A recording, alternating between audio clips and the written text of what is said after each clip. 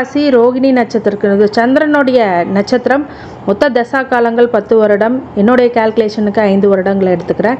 செவ்வாய் திசை ஒரு 7 வருஷம், ராகு திசை ஒரு 18 வருஷம், மொத்தம் 30 வயசு வரைக்கும் ரோகிணி நட்சத்திரத்துக்காரங்களுக்கு எப்படிப்பட்ட பலன்கள் நடக்கும். இது நாள் வரைக்கும் வாழ்க்கையில் அவமானங்கிறது இருக்குதா அப்படின்னா இந்த ரோகிணி நட்சத்திரத்துக்காரங்களுக்கு கண்டிப்பாக இருந்திருக்கும். இனிமேல் அதோடைய நிலை மாறுமா அப்படின்னா இந்த சனி வக்ரம் இந்த 4 மாதங்கள் 5 மாதங்களுக்குள்ள 140 நாட்கள் உங்களோட வாழ்க்கையில் மிகப்பெரிய மாற்றங்கள் கண்டிப்பாக உண்டு. சனி வக்ரம் படுறதுனால தந்தை வாழை சொத்துக்கள் மட்டுமே தான் பிரச்சனையை கொடுக்குமே தவிர மிகப்பெரிய பாதிப்புகளை கொடுக்காது. பேச்சை கொஞ்சம் தவிர்க்கணும். பெரிய அளவில் பேசிலாம் மாட்டிக்காதீங்க இந்த காலகட்டத்தில்.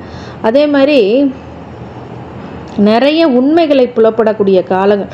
வண்டி வாகனத்தில் ரொம்ப ஜாக்கிரதையாக இருக்கணும். சிறு சிறு காயங்களும் விபத்துகளும் ஏற்படக்கூடிய காரிய விஷயங்களாக இருக்குது. உயர்கல்வி பயில்வங்களுக்கு சிறு சிறு தடைகள் ஏற்படும். ஃபாரினுக்கு போகணும் அப்படின்னா கண்டிப்பாக ஃபாரின் கொடுக்கும். அதே மாதிரி வேலை கிடைக்குங்களா அப்படின்னா கண்டிப்பாக வேலை கிடைச்சிடும். சில பேர்த்துக்கு அவமானங்கள் கஷ்டங்கள் இந்த படிக்கிற காலத்தில் கண்டிப்பாக உண்டு. 30 வயசு வரைக்கும் சில பேருக்கு வந்து பார்த்திங்கன்னா திருமணம் சரியான முறையில் நடக்குதுன்னா அந்த ராகு நல்ல இடத்துல இருந்தால் மட்டுமே திருமணம். இல்லை மாற்றுப்பாலினத்தினரோட சண்டை பிரச்சனை, ஆணாக இருக்கும்போது பெண்ணுக்கோ பெண்ணாக இருக்கும்போது ஆணுக்கோ பிரச்சனைகளை அதிகப்படுத்தி விடும். அதனால் ரொம்ப ஜாக்கிரதையாகவும் கவனமாகவும் இந்த காலகட்டங்களை நீங்கள் கடந்து செல்ல கண்டிப்பாக இந்த விஷயங்களை நீங்கள் பார்த்து செய்து கொள்ள வேண்டும். அதே மாதிரி சோம்பேறித்தனமாக இருந்தீங்க அப்படின்னா இந்த காலத்தில் விட்டுட்டு வேறு வேலையை பாருங்கள். சிறு சிறு தடைகள் ஏற்படக்கூடிய வாய்ப்புகள் நிறைய. உயர்ந்த பொருள் வச்சுருந்தீங்கன்னா அதை பத்திரப்படுத்தி வச்சுக்கோங்க.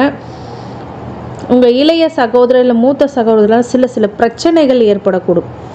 இதனால் கொஞ்சம் கவனமாக இருக்கக்கூடிய காலகட்டம். உங்களுடைய தாயார் வழியில் ஒரு சில அக்கறைகள் உங்களுக்கு கண்டிப்பாக உருவாகக்கூடிய காலகட்டம். சில விஷயங்கள்லாம் ரொம்ப கவனமாக இருக்கிறது ரொம்ப நல்லது. இந்த ராகு திசையில் முக்கியமாக வம்பு வழக்கு, பெண்களால் அவமானம் கஷ்டம் அப்படிங்கிறதெல்லாம் இருக்கிறதுனால கொஞ்சம் கவனமாக இருக்கு. அடுத்தது குரு திசை 30 வயசுலேருந்து 46 வயசு. இந்த லேட் மேரேஜ், இந்த செகண்ட் மேரேஜ் ஆகாமல் இருக்கிறவங்களுக்கெல்லாம் இப்போ மேரேஜ் ஆகக்கூடிய நிலை.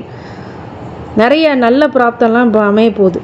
குரு திசை பொதுவாகவே ரிஷப ராசிக்கோ ரிஷப லக்னத்துக்கோ ஆகாததாக இருந்தாலும் அவர் 8க்கும் 11க்கும் உடையவர் அப்படிங்கிறதுனால சிறு சிறு கண்டங்கள் திடீர் அதிர்ஷ்டம் அப்படிங்கிறதும் உருவாகும்.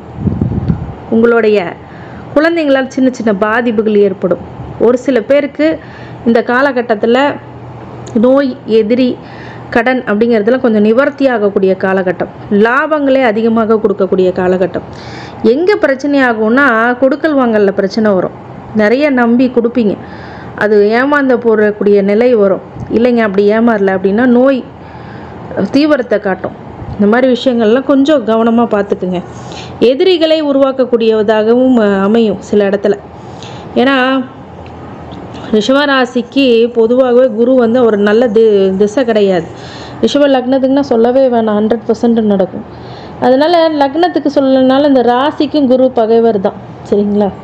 அப்படிங்கும்போது மிகப்பெரிய அளவில் உங்களுக்கு மாற்றங்கள் இருக்குமா அப்படின்னா நீங்கள் எடுத்துக்கிறத பொறுத்து இந்த குரு திசை உங்களுக்கு சரியான பலனை கொடுக்குமா அப்படின்னா அனைத்து வகையிலுமே கவனம் மற்றும் மகிழ்ச்சி, சுபகாரியங்கள், விரய செலவுகள், சுப விரயங்கள், நல்ல வீடு மனை வாங்கி கிரகப்பிரவேசம் பண்ணுறது, அதுக்கப்புறம் தொழில் நல்ல அமைப்பில் புகழ்ந்து வர்றது, வேலை இல்லாதவங்களுக்கு வேலை கிடைக்கிறது போன்ற விசேஷ அமைப்புகள் இந்த காலகட்டத்தில் குரு திசையில் நடைபெறும். சில பேர்த்துக்கு குரு நீசமோ குரு வக்ரமோ உங்கள் ஜாதகத்தில் குரு கெட்டு போயிருந்தாலோ கண்டிப்பாக அது மாற்றியே பலன் கொடுப்பார். இன்னும் அதிகமான பிரச்சனைகளை கொடுத்துருவார். அடுத்தது சனி திசை 46 வயசுலேருந்து 65 வயசு. இந்த சனி திசையில் பொதுவாகவே ரிஷபராசி ஒரு நட்பு திசை தான் சனி திசை. இருந்தாலும் சனி வந்து எந்த இடத்துல இருக்கிறாரு அதை பொறுத்தே பலன் உங்களோட ஜாதகத்தில் கொடுப்பார். இருந்தாலும் சனி வந்து 9க்கும் 10க்கும் உடையவர். அப்படிங்கும்போது இந்த சனியானவர் எப்படி கொடுப்பார் அப்படின்னா உங்கள் பாக்கியத்தில் கை வைப்பார், சில பிரச்சனைகளை கொடுப்பார், தந்தை வழி சொத்து தந்தை வழியில் ஒரு சில இடர்பாடுகளை கண்டிப்பாக இயற்கையாகவே கொடுத்துருவார். அதே மாதிரி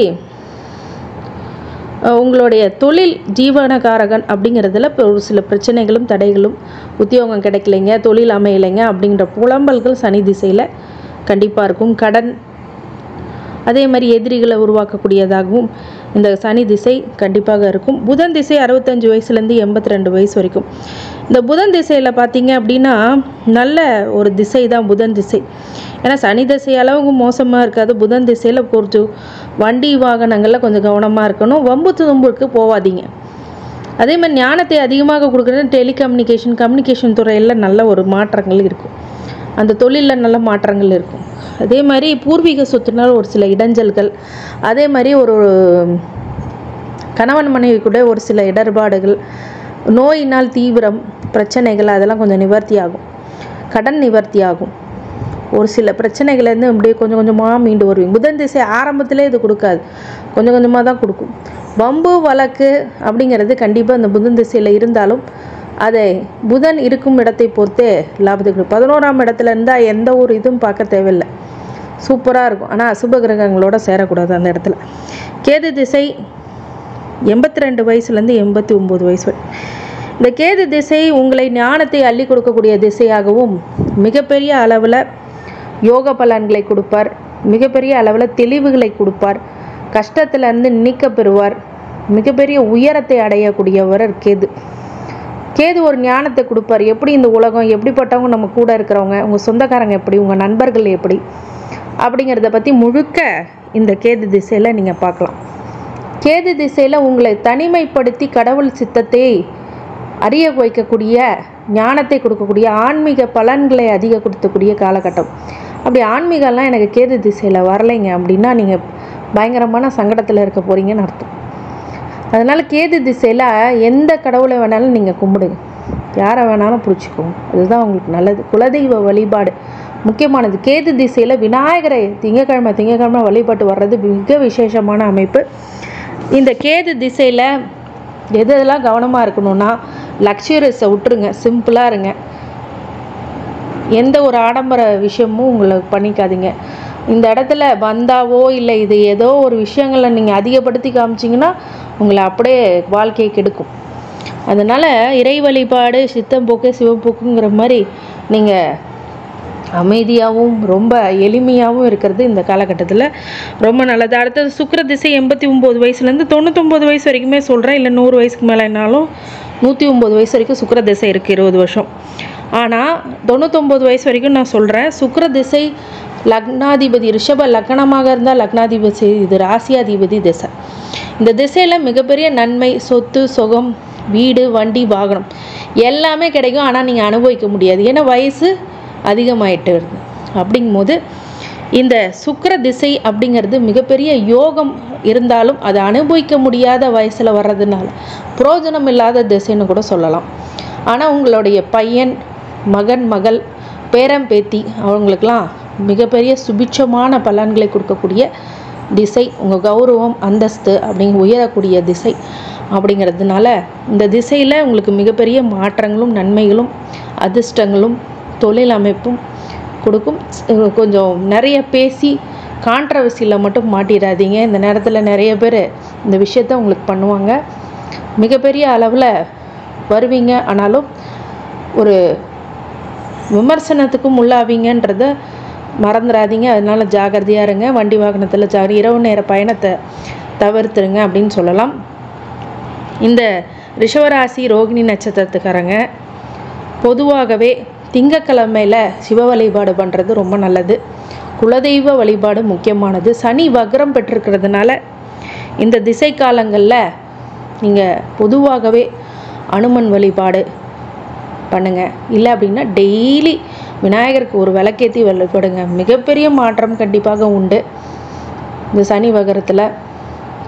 இந்த ரிஷவராசி ரோகிணி நட்சத்திரத்துக்கு அனைத்து ஐஸ்வர்யங்களும் சகல சௌபாக்கியங்களும் மன நிம்மதியும் மனோ திறத்தையும் ஆரோக்கியத்தையும் கொடுக்க வேண்டும் என்று எம்பெருமான் மகா ஈஸ்வரனை வேண்டி வணங்குகின்றேன். வாழ்க வளமுடன். திருச்சிற்றம்பலம்.